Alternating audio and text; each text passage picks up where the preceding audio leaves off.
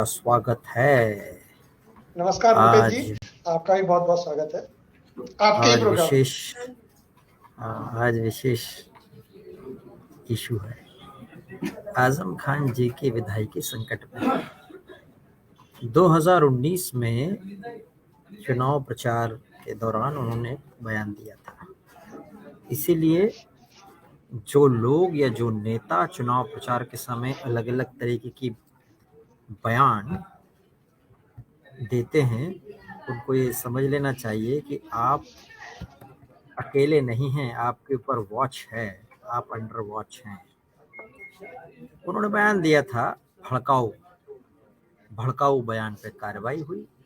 आपको पता है आकाश सक्सेना जी ने उनके खिलाफ मामला दायर किया था कि हेट स्पीच दी गई है, और हेट स्पीच में रामपुर की एमपी एमएलए कोर्ट ने ये पाया कि वो दोषी हैं। उन्होंने बोला क्या था, पहले आपको ये बता देते हैं कि उन्होंने बोला क्या था। उन्होंने बोला था कि मोदी जी, आपने हिंदुस्तान में ऐसा माहौल बना दिया कि मुसलमानों का जीना दूभर हो गया। जो कांग्रेस का कैंडिडेट खड़ा हुआ है वो सिर्फ मुसलमानों में वोट ना मांगे, कुछ हिंदू भाइयों में भी जाकर वोट मांगे। सारा दिन मुसलमानों को के वोट मांग रहे हो ताकि मुसलमानों का वोट काटकर भाजपा को जिता सके। इस तरह की हेट स्पीच और भी बहुत सारी चीजें बोली थी उन्होंने, ये तो उसका एक अंश है बस। तो इस मामले में एमपी एमएलए कोर्ट रामपुर में उन्हें दोषी पाया गया है। सजा का ऐलान बस थोड़ी देर में होने वाला है। हम बात करते हैं इस विषय पर। हमारे साथ आलोक पांडे जी हैं, संविधान विशेषज्ञ हैं, पॉलिटिकल एक्सपर्ट हैं। आलोक जी, अब मुझे लगता है कि आजम खान जी की विधायकी जो है संकट में है। अगर इस मामले में कोर्ट 3 साल की सजा दे देती है तो विधायकी गई, क्योंकि 2 साल के ऊपर विधायकी हो या सांसद वो चली जाती है। भूपेश जी नमस्कार पुनः। मैं सिर्फ आपसे ये कहना चाहता हूं कि हम लोग जो 2 साल की, अभी मैंने कई प्रोग्राम और देखे, सब जगह इसी बात पर जोर है कि आजम खान की विधायकी चली जाएगी या विधायकी बनी रहेगी, इससे क्या फर्क पड़ता है भारतीय राजनीति में। जो आज हम पर चर्चा के लिए बैठे हैं, हमारा दर्शक ये सुनने के लिए नहीं बैठा है कि विधायकी चली जाएगी। मुझसे कम से कम उम्मीद नहीं रखता है, मुझसे और कुछ उम्मीद रखता है। आपने मुझे संविधान विशेषज्ञ कहा है, मैं मानता भी हूँ, थोड़ा बहुत संविधान का ज्ञान है मुझे। उसके आधार पर आपको बताता हूं कि इसका मतलब क्या है।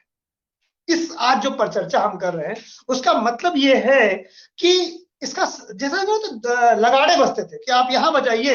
मोहम्मद बिन तुगलक ने दिल्ली से दौलताबाद लगाड़े से संदेश भेजना शुरू कर दिया था। तो दिल्ली से दौलताबाद का जो संदेश था वो बहुत दूर, यानी लगाड़े का जो संदेश था वो बहुत दूर तक जाता। इसी तरह मोहम्मद बिन तुगलक, आपको 13वीं 14वीं शताब्दी की बात बता रहा हूं। तो इसी तरीके से आज का जो संदेश है ये एक लगाड़े का संदेश होगा राजनेताओं के लिए। ये संदेश है बार बार हेट स्पीच को अपने घर की बपौती बना लेने के लिए, किसी की जीवन भर की बनी बनाई छवि को नुकसान पहुंचाने के लिए आप केवल विधायक बनना चाहते हैं और एक व्यक्ति के दशकों की तपस्या को भंग देते हैं। आप उल्टी सीधी बातें करते हैं, आपकी जबान में लगाम नहीं होती है। तो उस जबान में लगाम कसने के लिए मैं तो प्रार्थना करता हूं, और बड़ी बात कह रहा हूं, कि उनकी जो सजा है ये हो कि जो सारे जो चैनल कह रहे हैं कि 2 साल से ऊपर सजा हो, 3 साल की हो तो विधायकी जाए, क्योंकि अगर उससे कम में सजा होगी तो चर्चा नहीं होगी। इसलिए उनकी विधायकी जाना अनिवार्य है अगर उनको ऐसी सजा हो जिससे कि अन्य जो नेता है, क्योंकि नेता याद रखिए मॉरलिटी पे बात नहीं करता। नेता वो अपना चुनाव जीतने के लिए कोई भी हेट स्पीच गहरी से गहरी दे देगा। नेता डरता है सजा से। तो आजम खान की सजा 2 साल के ऊपर अगर हो गई, 3 साल 4 साल, हम तो 5 साल की हो जाए, लंबी सजा होनी चाहिए। केवल आजम खान नहीं, जो भी हेट स्पीच करे। आज क्योंकि आजम खान जी पे पर चर्चा है, इसलिए मैं आजम खान जी के ऊपर कह रहा हूं, किसी भी राजनेता को अपनी बड़ाई करने का पूरा अधिकार है। आप जितना चाहे बड़ाई करिए, जैसे टीवी में ऐड आता है, आप तो उसी से जुड़े हैं। वो कोई प्रोडक्ट अपने प्रोडक्ट को कहता है मेरा अच्छा है, दूसरे के प्रोडक्ट को खराब कहने में नाम नहीं लिखता, सिंबल नहीं करता, अगर करता भी है कंपैरिजन में। तो इसी तरीके से आप अपनी बात बताइए कि आप कितने अच्छे हैं। आपको इसलिए वोट दिया जाए क्योंकि दूसरा खराब है, अगर वो आ गया तो आपकी हत्या कर देगा, आपको खत्म कर देगा, आपका धर्म नष्ट कर देगा। ऐसा उन्होंने कब किया भारत के प्रधानमंत्री ने?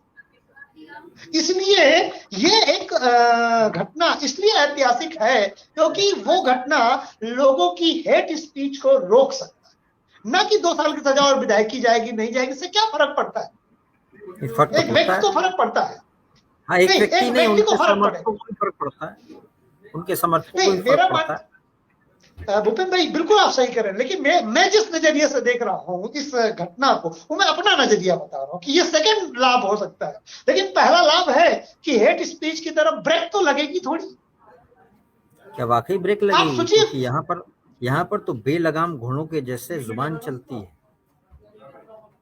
और वो देखिए भूपेंद्र जी, हेट स्पीच होता क्या है? हेट स्पीच एक ये होता है कि एक समुदाय का या दूसरे समुदाय के बीच में कुछ ऐसी बात बोल देना कि उसकी सहानुभूति आपको मिल जाए या उसके नंबर आपके बढ़ जाएं और वोटर्स के मन में आपके प्रति समर्थन आके या सॉफ्ट कॉर्नर आके वो वोट पैटर्न को प्रभावित कर सके। ये हेट स्पीच की परिभाषा है मोटे तौर पर। अंदर बहुत सारी चीजें हैं इसमें जी।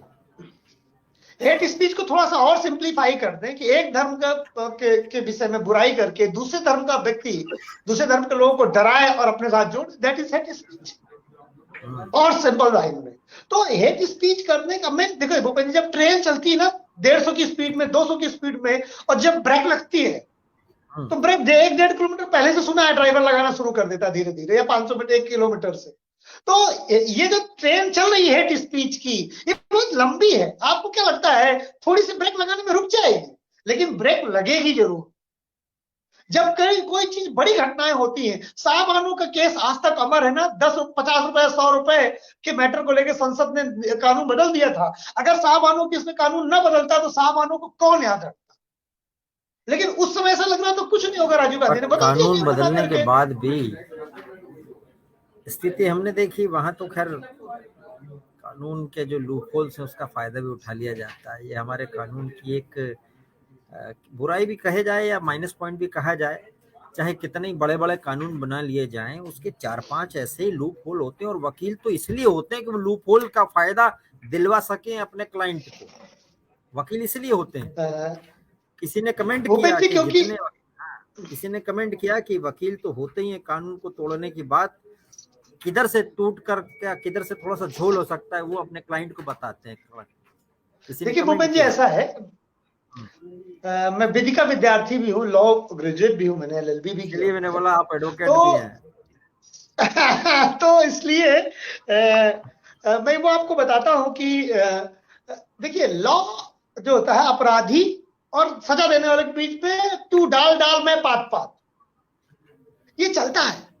कोडिफाइड जो जितने भी लॉ होते हैं उसमें जो लिखा होता है। अच्छा भूपेंद्र जी बताए, हर चीज को लिख करके कितना आप सिक्योर कर सकते हैं? और जो लिखा होता है उसके बगल में अगर एक भी सेंस छूट गया तो उससे बहुत बच जाएगा। कोडिफाइड लॉ की अपनी सीमाएं, लॉ कहते हैं लॉ खराब है। जब सब कुछ लिख दिया जाएगा, लिखने में हर चीज नहीं लिखे, इसीलिए बार बार अमेंड होता है लॉ में, क्योंकि सब कुछ लिख नहीं दिया जा सकता है, इसीलिए अमेंडमेंट्स की जरूरत पड़ती है। तो लॉ की गलती नहीं है, आप या दुनिया कोई भी व्यक्ति सब कुछ लिख दे फिर भी कुछ छूट जाएगा, क्योंकि छोड़ने वाले के लिए दिमाग लगाना कि ये अपराध हुआ है, ये अपराध उसमें आता है कि नहीं आता। ये लॉ की अपनी एक सीमाएं हैं, उसकी अपनी एक कानून की अपनी एक विवशता है भूपेंद्र जी। तो मेरा अपना मानना है कि आजम खान का जो मैटर है, इस मैटर पे अगर हम दोबारा आते हैं तो आजम खान के मैटर से हम ये नहीं करेंगे हेट स्पीचेस रुक जाएंगी, लेकिन अगर ये 3 साल या 2 साल के ऊपर की सजा होती है, इनकी विधायकी सांसदी जाती है, तो नेता काहे की वजह से हेट स्पीच देता है? दोषी करार दिया है तीनों धाराओं में। और भी मेरे पास जानकारी है, इन्होंने मोदी जी, योगी जी, आजम खान साहब ने इन दोनों को भी अपशब्द बोले थे, रामपुर के डीएम को भी अपशब्द बोले थे, दंगा भड़काने की कोशिश का भी आरोप है।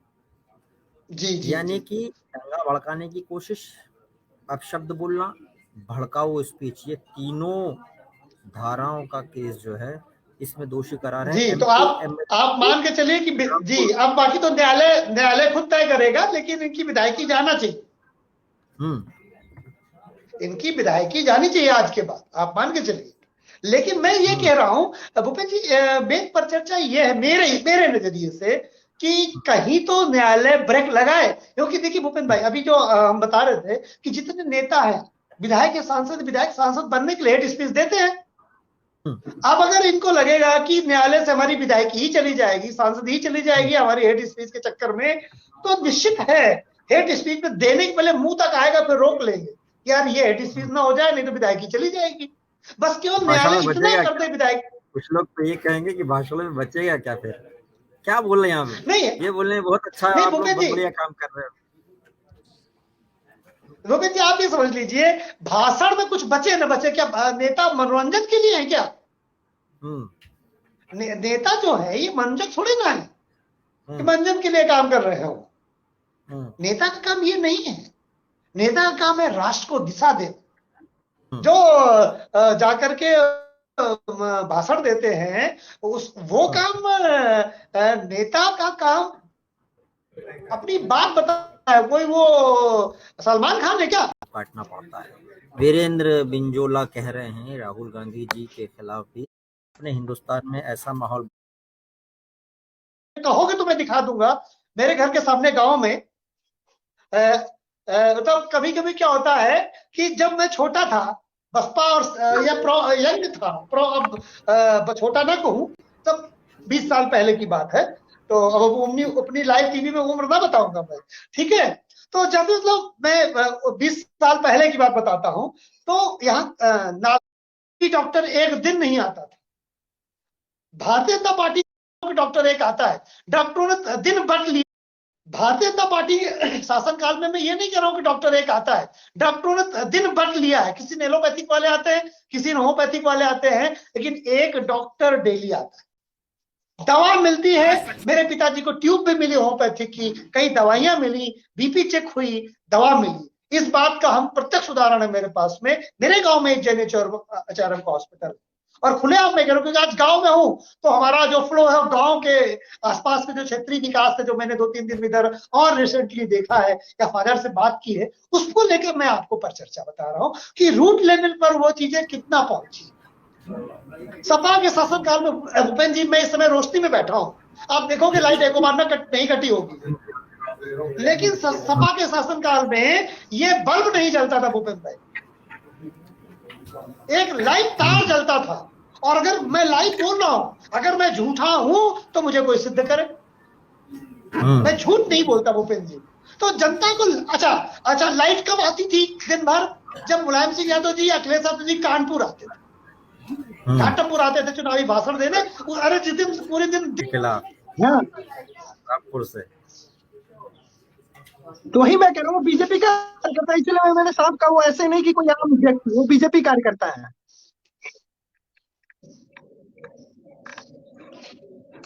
और लगातार देखिए अब आजम खां फिर वही बात होगी, वही सुर